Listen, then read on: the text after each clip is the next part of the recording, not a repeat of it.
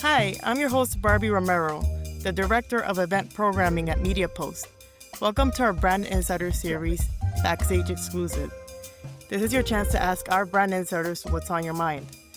Today, our spotlight is on Sonia Pirolo, Category Marketing Director, House of Cognacs and Champagnes from Campari America. Welcome, Sonia. Hi, thank you so much for having me. Thanks for tuning in. I heard about your future campaign, so excited to talk about that from a few months ago.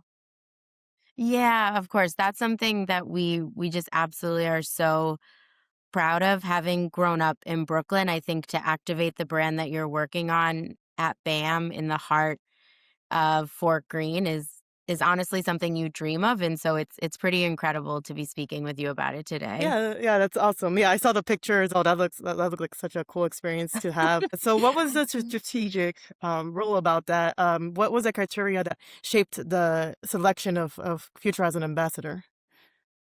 Of course. So when I came onto this house, I was tasked with a really incredible responsibility of making Grand Marnier culturally relevant again. It's a brand that I think everybody knows the name of.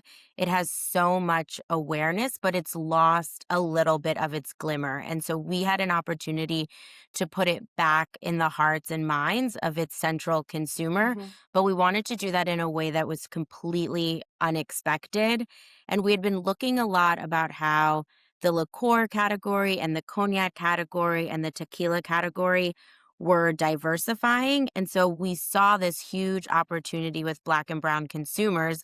And so wanted to do something that respected that consumer, respected the way that they spent their money. And so, you spend so much time with agencies and data and you're making all of these decisions. And so after sort of triangulating all of that information, we found that Future would be this really incredible ambassador Hmm. for us. And then it lined up beautifully because last year was the 10-year anniversary of DS2, which is sort of his most notable mixtape. Hmm. And so we were like, okay, what can we do with a mixtape and a rapper at the top of his game and then a heritage French brand that's popular in margaritas, and you've got all of these different plates spinning in the air. And we were like, we know, why don't we put on a ballet? Because what we're also finding is events with DJs and food, they don't cut it anymore. It's just consumers have gotten fatigued. They understand the recipe. And so we knew we needed to offer something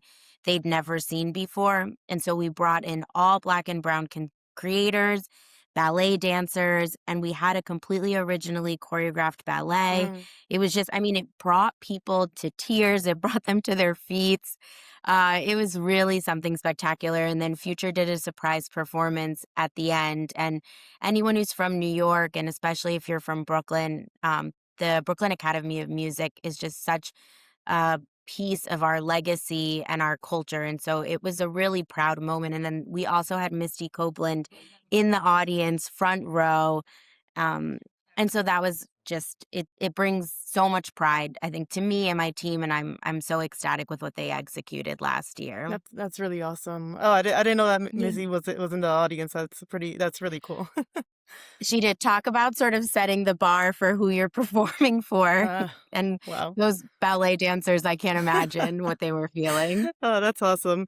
And so other brands, they want to work with these creators and celebrities. Do you have any advice for building authentic relationships with them? First of all, the celebrity you work with has to be an authentic fan of your Hmm. brand. I say this so much. Consumers are so smart and they're so savvy. And if it smells like you just wrote someone a check and asked them to show up, they will be able to sniff it out from a mile away. Yeah.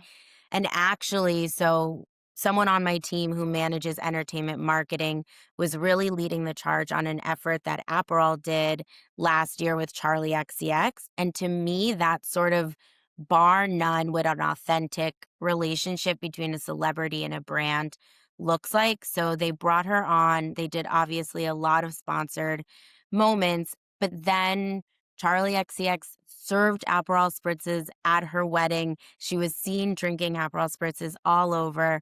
I mean, the images of the wedding, they're all over Vanity Fair, Hmm. and it's just Charlie XCX, all her friends enjoying this completely iconic cocktail. And to me, that's when your brand dollars and your relationship with a celebrity are really working the hardest for you. Yeah, that's very smart to look. Just pay attention to those celebrities, see what they like, and if it aligns with your brand, go for it. Absolutely, absolutely. Yeah, so I know you're a target consumer. It's obviously people who consume luxury spirits. So, what is the biggest misconception that marketers have about this target market? Absolutely. I think when you're selling luxury goods, and especially when you're selling luxury spirits, your consumer is never who you think they are Mm, on paper. And I think the misconception is that you're exclusively speaking to high net worth consumers with a lot of expendable income.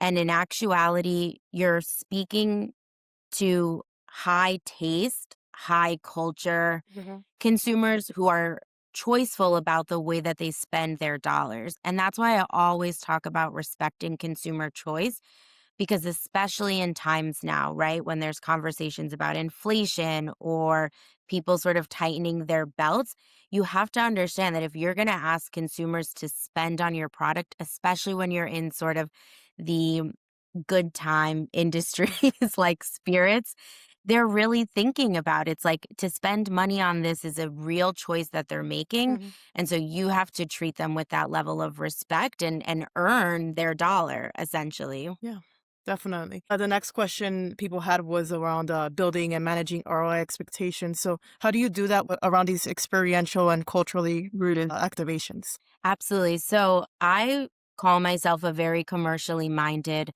marketer.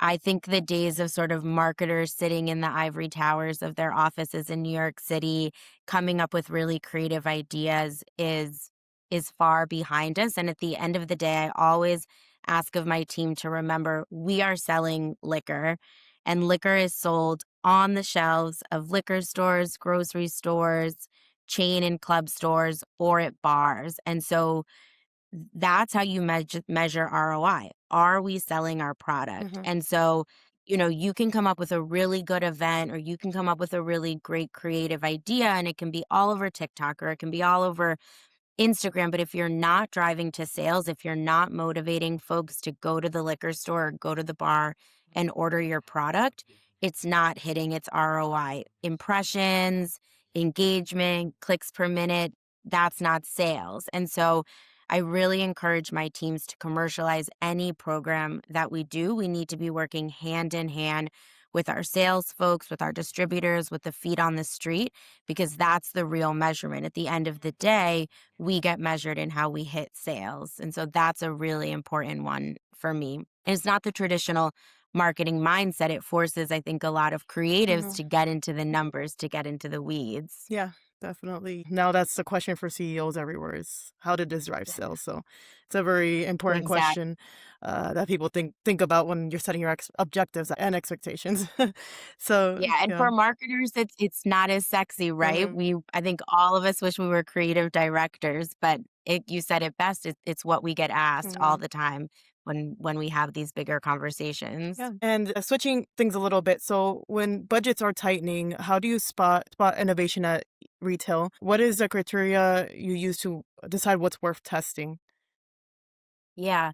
I I I think this is a really interesting question because I've noticed I think the words innovation or the words innovative or disruptive really get overused, and when you put them in a brief, creatives answering your brief think, it requires a lot of bells and whistles or it needs to be something that no one's seen anymore. And anytime a shopper concept has been put in front of me, I sort of pause and ask myself, when is someone engaging with this? What has happened before they've gotten to the store? What are they needing to tackle as soon as they leave this store? And is it going to drive them to pick up the product? And so a lot of times it's not so much about an idea being really innovative, but actually an idea being really intuitive Hmm. and useful. And that's different per channel. And so I think you have to be really smart about where is your tool going to live and who's going to pick it up. So let's say you're trying to put a product in the grocery channel, and most people in the grocery channel are doing sort of pantry stocking, and you know that they want to buy a product that's an easy serve concept. So then your sort of retail piece needs to say, you can carry me home. I'm going to make your life easier. You can throw a party. You don't have to worry about anything extra. Hmm. One stop shop, right? And then the need is different when you're creating a tool, maybe for the independent channel, which is like, I'm quickly picking up, I'm going to the beach. I need this to be light and no fuss. But for me, it's more about usability and intuitive buying patterns instead of sort of coming up with the most novel or innovative idea to put at retail. And that's how you know you're spending your dollars the right way. Yeah, yeah, definitely. And so now we're part of the program where I'll ask you some rapid fire questions. Are you ready? Okay. Oh, Yes. I'm gonna make you pick between your favorite children. So, what is your favorite Campari brand to work on? I think right now we're definitely in a really interesting stage on Cavassier. So that's taking a lot of my head and my heart. Right now, it's such a legacy brand and it's gone through so many life cycles. Hmm. And so I feel a lot of pressure and responsibility to deliver on that child. And so I would say that's sort of where my head is at right now. Awesome. And then, do you have a favorite one to drink with your friends and family? I do. We're a big Grand Margarita house. So Mm. my husband makes Grand Margaritas better than any bartender, I'm certain of it, and I'm certain I'll get heat for that answer. But Grand Margarita with Espolòn tequila and Grand Marnier is a staple. Anytime anyone comes over to our house. Awesome. And is there a brand or campaign you admire that is doing great work? Yes. So I'm going to go outside of category for this Mhm. one. I've actually been completely and utterly taken with anything Emma Grede is doing. Right now, I have a text thread with my girlfriends. We're going to start a book club to read her book.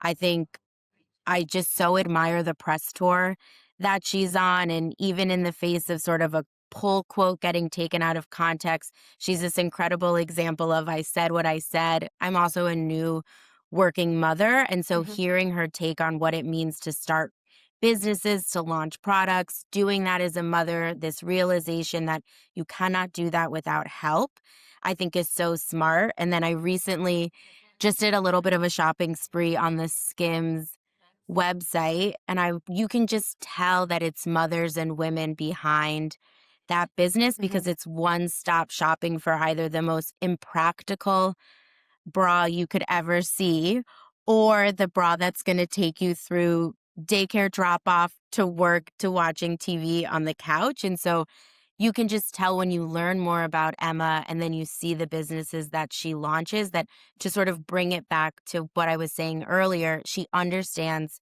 her consumer. She respects the way that they spend their money and she understands that shopping for them needs to be seamless and clear. And so I just have so much heart for everything she's doing right now and immense respect. Yeah, that's awesome. Yeah, Skims, their marketing is off the charts. I I'm I'm a thinking huge about. I'm fan. thinking when you said Skims, I thought about that thong that they had with like the hair, and that was like all over social media. Listen, So, everyone was talking about it. You maybe don't need it, but it's innovative. well, thanks so much, Sonia. Thanks for answering all of our questions. Absolutely my pleasure. It was so lovely to talk to you today. Same here. And thank you to you guys, the audience, for tuning in. If you have any questions or want to be featured yourself, contact me at barbie@mediapost.com. Take care.